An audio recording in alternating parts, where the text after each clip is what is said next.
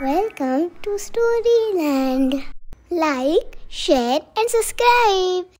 लब्बाड लांडगा आणि बकरीचे कोकरू. एक होतं जंगल. त्या जंगलात एक बकरीताई राहत होती. ह्या बकरीताईला 3 पिल्लं होती. बकरीताई आणि तिची 3 पिल्लं आनंदात राहत होती. रोज सकाळी बकरीताई जंगलात जायची आणि पिल्लांना खाण्यासाठी खाऊ घेऊन यायची. असेच काही दिवस चालले होते. एकदा काय झालं, बकरीताईनी पिल्लांना सांगितलं, हे बघा पिल्लांनो, मी की नाही आज लांबच्या जंगलात चाललीये. तुम्ही सगळ्यांनी नीट वागा, घराकडे लक्ष द्या आणि घरातून अजिबात बाहेर पडू नका. दारातून घट्ट लावून घ्या आणि मी आल्याशिवाय कोणालाही दार उघडू नका. कळलं का? सगळ्यात छोटं पिल्लू खूप हुशार होतं. ते लगेच बकरीताईला म्हणालं, पण आई, तू आलीयस हे आम्हाला कसं कळणार? मी आलीये हे कळण्यासाठी काहीतरी खूण केली पाहिजे, नाही का? उघडा दार बाळांनो, आई तुमची आली. तुमच्यासाठी छान छान खाऊ घेऊन आली. तुमच्यासाठी छान खाऊ घेऊन आली. ओके आई, तुझा आवाज ऐकल्याशिवाय आम्ही अजिबात दार उघडणार नाही. बकरीताई पिल्लांना बाय करून जंगलात निघून गेली.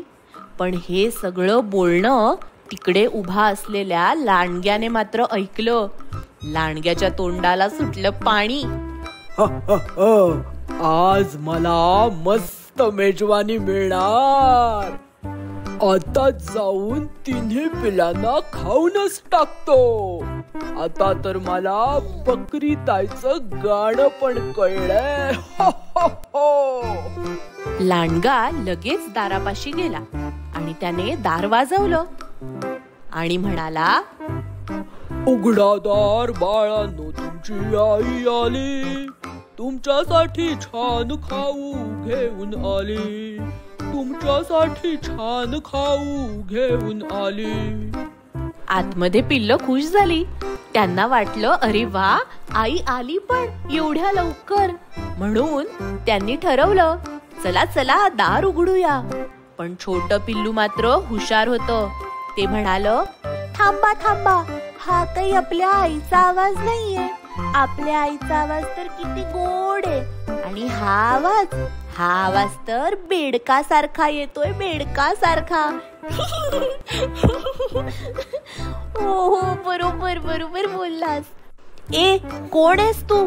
तू जा, तू काही आमची आई नाहीयेस. आम्ही अजिबात दार उघडणार नाही.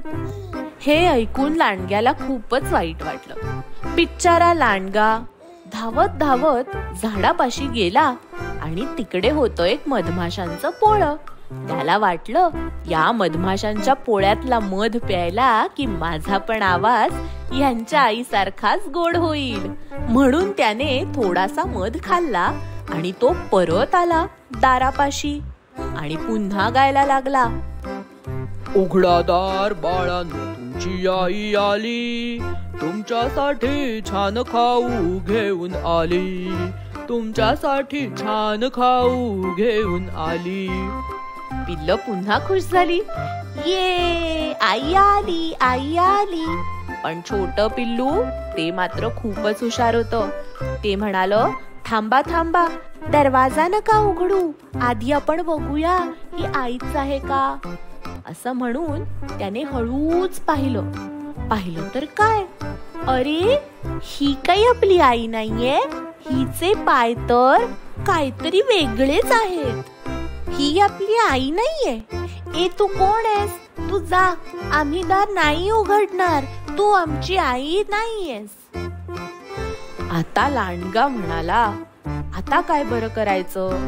म्हणून तो आपले पाय पिठात बुडवून पुन्हा आला. त्याला वाटलं त्यामुळे आपले पाय बकरीताईंसारखे दिसतील. त्याने पुन्हा दार वाजवलं आणि पुन्हा गायला लागला, उघडा दार बाळांनो, तुमची आई आली. तुमच्यासाठी छान खाऊ घेऊन आली, तुमच्यासाठी छान खाऊ घेऊन आली. आता मात्र 2 पिलांना बिलकुल राहवलं नाही. ते म्हणाले, ही मात्र आता आपली आईच असणार आहे. आता आम्ही तुझं काहीच ऐकणार नाही. बिचारी आई 3ऱ्यांदा येतीये आणि तू दारच उघडू देत नाहीयेस. मी दार उघडणारच. छोटं पिल्लू पुन्हा म्हणालं, अरे अरे थांबा, दार नका उघडू. तरी त्याचं कोणी ऐकलंच नाही आणि बाकीच्या 2 पिल्लांनी दार उघडलं. मग काय, लांडगा आला की आतमध्ये. हो हो हो, बरे सापडलात, आता मी तुम्हाला खाणार. पिल्लू खूपच घाबरली, पण छोटं पिल्लू होतं हुशार. ते आधीच लपून बसलं होतं. उरलेल्या 2 पिल्लांना लांडगोबानी भरलं पोत्यात आणि तो त्यांना घेऊन गेला. थोड्या वेळानी बकरीताई घरी आली आणि बघते तर काय, घराचा दरवाजा उघडा. ती आत आली. छोट्या पिल्लांनी रडत रडत सगळी हकीकत बकरीताईला सांगितली. बकरीताई खूप चिडली. ती म्हणाली, चल आत्ताच्या आत्ता माझ्या बरोबर. म्हणून दोघही जण लांडग्याला शोधायला निघाले जंगलात. लांडगा काही फार लांब गेला नव्हता, पण लांडगाच तो. पोतं उचलून दमल्यामुळे तो झाडाखाली झोपला होता. बकरीताईंनी हळूच आपल्या पिल्लांना पोत्यातून बाहेर काढलं आणि त्या जागी दगड भरले. मग काय, बकरीताई पिल्लांना घेऊन घरी निघून गेली. इथे कोल्होबा झोपेतून उठला आणि त्याने न बघता पोत्यात हात घातला आणि हो हो हो, आता मी खातो असं म्हणून बकरीची पिल्ल समजून दगडच खायला सुरुवात केली आणि त्याचे दात लागले दुखायला. ओय ओय ओय ओय करून कोल्होबा लागला ओरडायला. अशी झाली कोल्होबाची फजिती. मित्रांनो, आवडली का तुम्हाला आजची गोष्ट? असेच नवीन व्हिडिओज दर आठवड्याला पाहण्यासाठी आमच्या चॅनलला नक्की सबस्क्राईब करा. आम्हाला कळतंय तुम्हाला आमच्या गोष्टी खूप आवडतात ते. म्हणूनच व्हिडिओला लाईक करायला विसरू नका आणि तुमच्या सगळ्या फ्रेंड्स बरोबर नक्की शेअर करा.